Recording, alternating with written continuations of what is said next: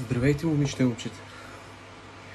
Днес сутринта дойде една пратка при мен от едно много разбрано момче.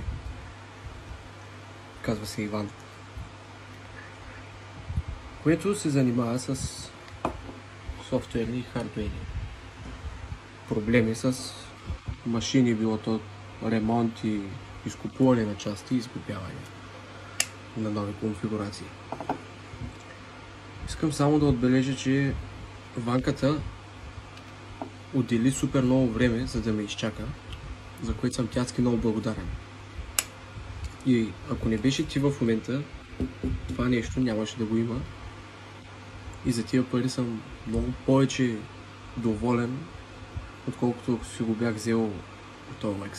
Някой, който е така насляпо, можеше да ми каже, че няма нищо. Общо взето искам да ти кажа, брат, да продължаваш да се изграждаш в тази сфера, в софтуера и хардуера, да продължаваш да радваш още такива хора като мене и занапред. Това видео го снимам на 2 части, за да мога да ти го изпратя. И докъде бях стигнал, да продължаваш да изграждаш да напред адски много. С машината няма абсолютно никакъв проблем. Даже след малко почвам да цъкам. И искам да ти кажа, че машината, която ми даде, ще остане като много важен фактор, поне за мен.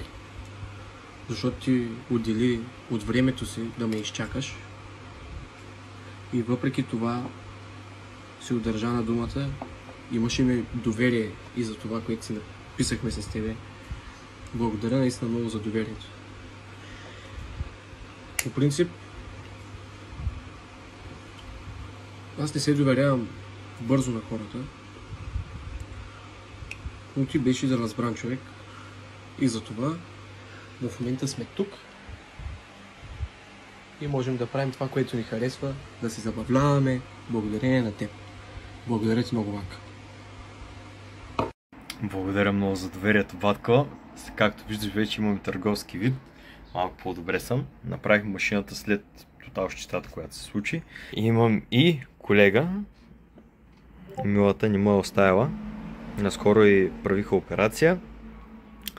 И така да влезем към съществената част. Не само тебе сме зарадвали с дадената машина, а и в момента сгубяваме още една машина.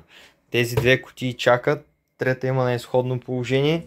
Както виждате, ето ги съответните части специално за едно момченце от Варна, което ми стана така голям фен. Момчето преживя с мен целият проблем с покрива и така нататък. Това говори много тук. Искам просто, че ви радвам по някакъв начин, че мога да продължа да ви радвам по някакъв начин и че малко по малко благодарение на вас изстъпвам на краката и отново ще мога да си изгубя добра машина, с която да стримам и да работя, защото в момента ползвам един стар Котор, който е ето тук. Да, в процес на разработка, за да може аз да почна отново да стримам и вие да гледате моите видеа. Така, благодаря ти много, бата, за доверието, продължаваме да се развиваме, ще качвам реакциите на абсолютно всеки, не забравяйте да се абонирате за канала, кликайте долу камбаната, пък ако не искате, аз си шибна главата в таван. Не, това беше тъпо. Както и да е. Се видим другия път. Чао. Треба biti mnogo jak da bi zadržao mašinu. Imam podršku sa neba, nisam ostavljen